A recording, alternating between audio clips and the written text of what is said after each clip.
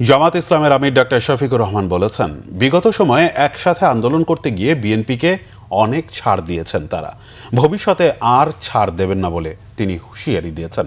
কুষ্টিয়া ও চুয়াডাঙ্গা 11 দলীয় জোটের সমাবেশে তিনি এসব কথা বলেন। অভিযোগ করেন, জামাত ক্ষমতায় গেলে নারীদের তালাবদ্ধ করে রাখবে বলে একটি গোষ্ঠী অপপ্রচার চালাচ্ছে।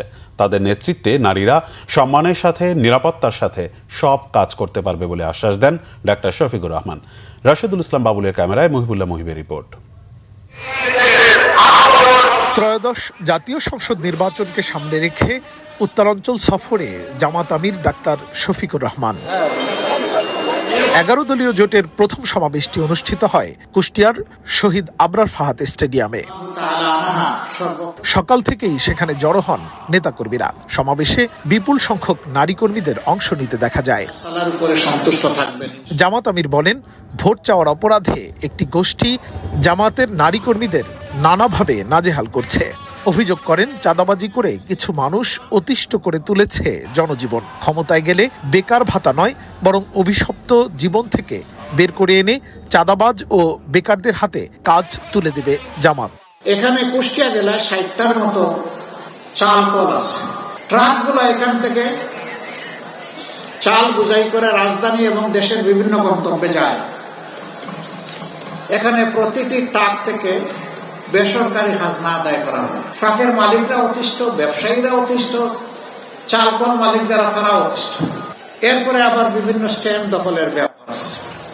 যেই বাংলাদেশের প্রত্যেকটি সক্ষম পুরুষ এবং নারীর হাতে মর্যাদার কাজ আমরা তুলে দেব ইনশাআল্লাহ।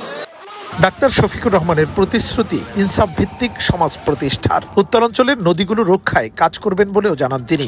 অভিযোগ করেন, উন্নয়নের নামে গত 54 বছরে যারাই ক্ষমতায় এসেছে তারাই লুটপাট করেছে। এই অবস্থার পরিবর্তন চায় জামাত ইসলামী। দেশবাসী, বিশেষ করে যুব সমাজ এবং মায়ের জাত, তারা আর বস্তা পচা রাজনীতি দেখতে চান না। মাদেরকে জিজ্ঞাসা করা হয়, আপনারা কেন পাল্লায় ভোট দিবেন?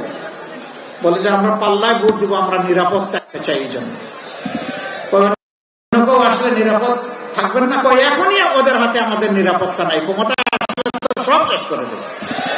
পরে কুষ্টিয়া 1, 2, 3 ও 4 আসনে জামাত মনোনীত প্রার্থীদের হাতে দাঁড়িপাল্লা প্রতীক তুলে দেন জামাতের আমির ডাক্তার শফিকুর রহমান। পরে জামাত আমির মেহেরপুর হয়ে অংশ নেন চুয়াডাঙ্গার টাউন হল মাঠের মহাসমাবেশে। 11 দলের পক্ষে যে সমস্ত মা বোনেরা নির্বাচনী ক্যাম্পেইনে যাচ্ছেন, তাদের সাথে অমানবিক আচরণ করছে, অভদ্র আচরণ করছে। আমরা তাদেরকে বলি, নতুন করে সুরসুরি দিও না। সুতরাং আমাদের ধৈর্যের পরীক্ষা নিও না। মনে রাখবা, আমাদের জীবনের চাইতে আমাদের মা বোনদের ইজ্জতের দাম আমাদের কাছে অনেক বেশি। সুতরাং বেয়াদবি করলে আগুনের ফুল কি দেখতে পাবা। পরে দলের মনোনীত প্রার্থীদের পক্ষে দাঁড়িপাল্লায় ভোট চান তিনি। দেন নানা প্রতিশ্রুতিও। ত্রয়োদশ জাতীয় সংসদ নির্বাচনের প্রাক্কালে দেশের উত্তরাঞ্চলের বেশ কয়েকটি জেলায় সফর করলেন জামাতের আমির ডাক্তার শফিকুর রহমান। নারীর উন্নয়নের পাশাপাশি অবহেলিত এইসব জনপদের উন্নয়নে ভূমিকা রাখার প্রতিশ্রুতি দিলেন তিনি। 11 দলীয় জোট নির্বাচিত হলে এই দেশের আমূল পরিবর্তনের প্রতিশ্রুতি দেন ডাক্তার শফিকুর রহমান। মহিবুল্লাহ মহিব, বাংলা ভিশন, চুয়াডাঙ্গা।